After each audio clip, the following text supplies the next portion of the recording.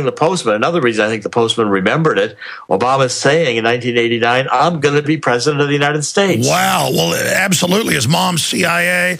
He's got the whole background, if she's even his mom. I mean, the thing is just, we don't know if any of this is true. It's so bizarre. But on top of it, watching Sheriff Arpaio's press conference, watching his top forensics specialists and outsiders they brought in, the body language is... Plus, I've already done the same research they've now done, so I know it's true, is they're totally freaked out. They're trying to act calm. Watching those investigators, they look scared. And either that or they're Academy Award-winning actors. Those investigators realize, and now you've talked about the fact they've beefed up their security, this is not a joke. As soon as Sheriff Arpaio, for those that forget, started this investigation, the feds raided them. So you wouldn't do that if you weren't scared of the investigation. It's like a cop drives by at night and you see him and you run into the alley. Well, that's probable cause right there. The person's acting suspicious. The fact is they're acting totally scared. We learned President Bush, to recap, that you've exposed, wanted to know about Obama. So had a diplomatic cable saying, go look at the records. Was he born there? And they said, yeah, it's been cut out. It's been removed criminally. Well, they wouldn't cut something out if he wasn't born there. And again, Barry Soetoro, all of it.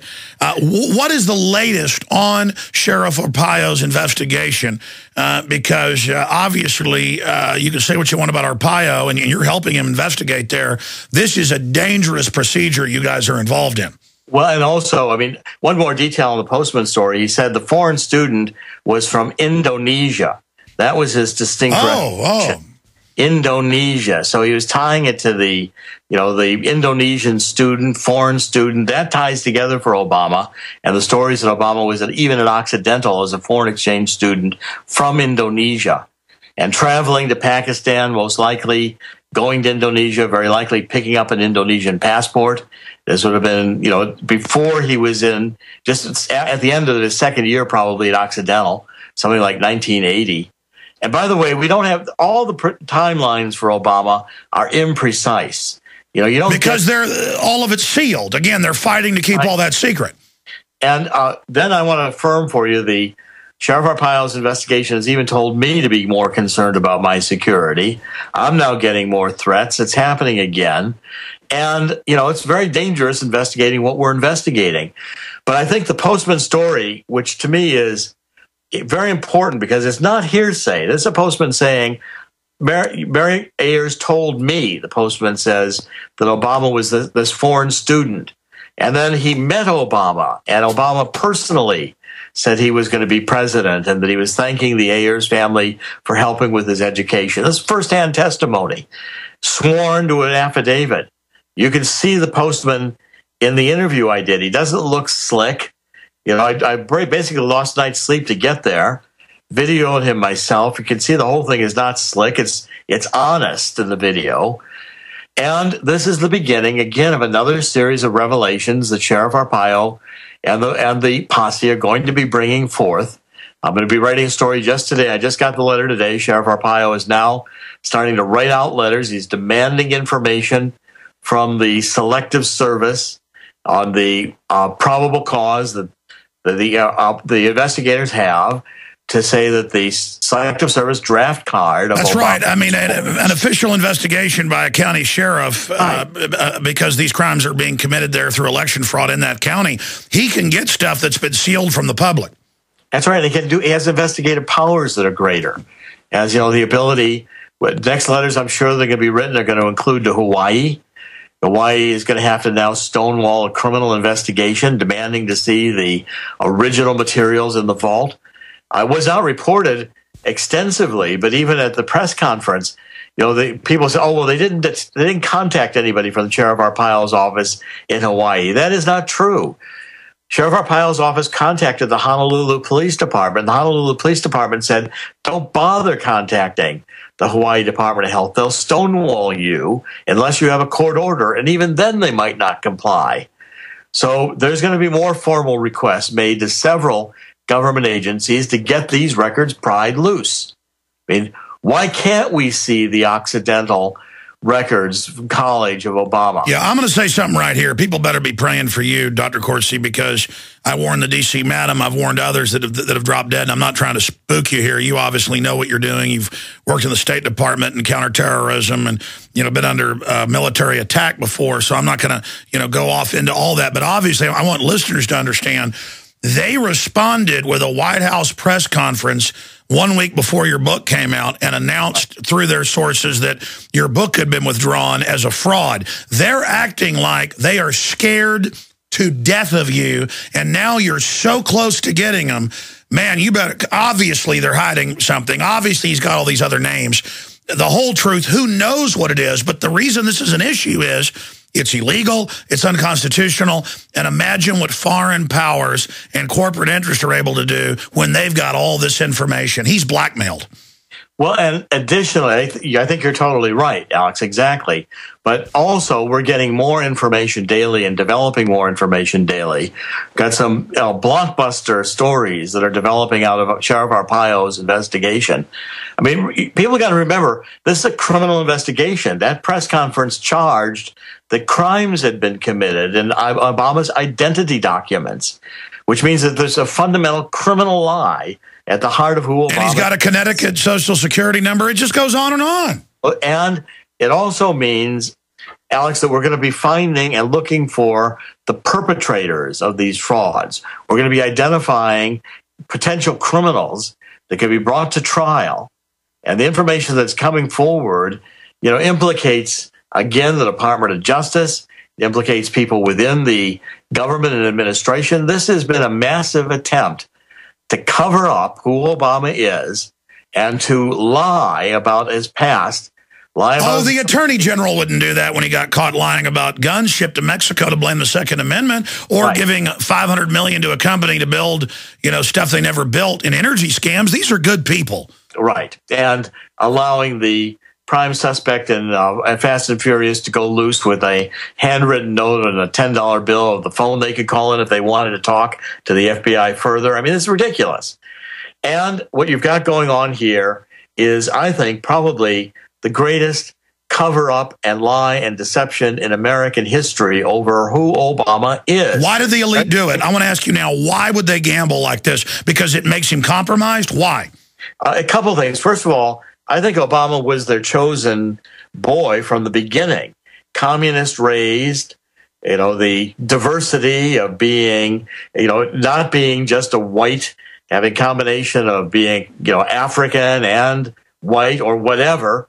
But at any rate, the diversity element was there. Then raised Frank Marshall Davis. Now it looks like the Ayers. We're developing information. The relationship with the Ayers may go back to the, early 1980s.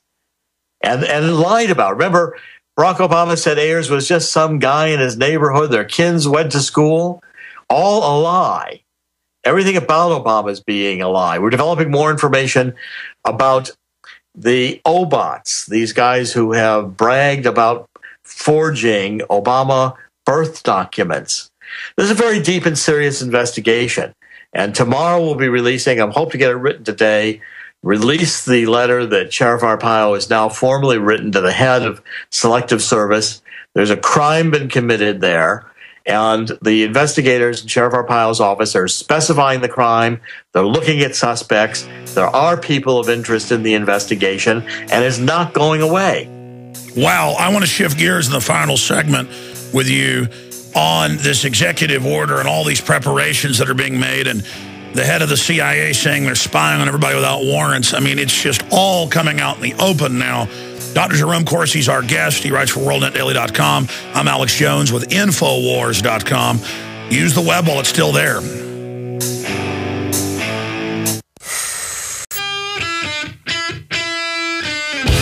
Look, I'm going to be honest with folks. My job is getting easier and easier and easier because everything that I've warned about all these years is now just coming true. My question is, what are we going to do about it? I mean, they're announcing the NSA is spying on everybody, but leaving the borders wide open. The government's saying they'll secretly disappear citizens. NDAA, they're signing laws restricting protest. I mean, it's all happening while world government in Europe's being announced by the very banks that engineered the collapse, the federalization of police, but record gun sales on top of record. I mean, I'm telling you, almost no one except mainstream media disagrees with us now. I go on talk shows that used to disagree with me, they agree. People apologize in droves. Dr. Corsi, are you finding that finally the awakening is going into a supercharged mode? A. B, is that what these Cold War executive orders about under nuclear attack, the president's COG, but Obama's saying peacetime, he'll do all this. Is he gearing up to try to domestically clamp down, or is that more for an Iran situation? Well, first of all, I think increasingly things that you've been reporting, I've been reporting for years now, are undeniable, which includes the government spying on the people of America. Anybody who thinks that their phones aren't being listened to, or their conversations, or even through the television, the capability of watching and monitoring what you're doing. I mean, this idea, that the technology exists and the NSA has the capability to watch about everybody in America is undeniable now. Secondly, these executive orders, this one most recently, this last week, signed and released at 5 in the afternoon on a Friday, so nobody will pay any attention to it, gives Obama as president in peacetime, declaring an emergency, unspecified what the emergency is, the power basically to take over all of the private economy, to manage the entire resources of the private economy. It's shocking. And then hand it over to his friends, which he's already proven he'll do. Right, and I've been reporting this, it's an extension of what George Bush was doing. These executive orders have been being signed now for at least 4 presidents, expanding their emergency powers, and they're getting more and more bold, more and more in the That's open. what I was about to say. This has been there for a while, but they're trying to implement now. Yes, now they're ready to implement. Now they're ready to say, okay, we're going to take whatever it is, Iran, you name it, a hurricane, a flood, and it's now a national emergency, and here comes in Obama. He's taking over everything. All the management of government down to the tribal management of government, and every resource available, including the entire private economy, now reports to the White House and is directed by the military. I mean, this is the apparatus for a police state that Stalin and Hitler would have loved to have had the ability to put into place. It's the definition of martial law when the regular law is suspended. And it's declared at the whim of the president, with no real checks or balances. Just like the NDAA. We only got a minute left. Where is it going with the president saying, I take orders from the UN, and then nothing's being done about it? There's a bill, but it's not getting attention. WorldNet Daily's covered it. We have. Well, I think I've been reporting on this for years. Remember, we even signed an agreement with Canada and Mexico that if we have an avian flu epidemic or any kind of pandemic in North America, we are under the direction of the United Nations. That's right. That's in the SPP. That's the SPP. This putting us under UN control.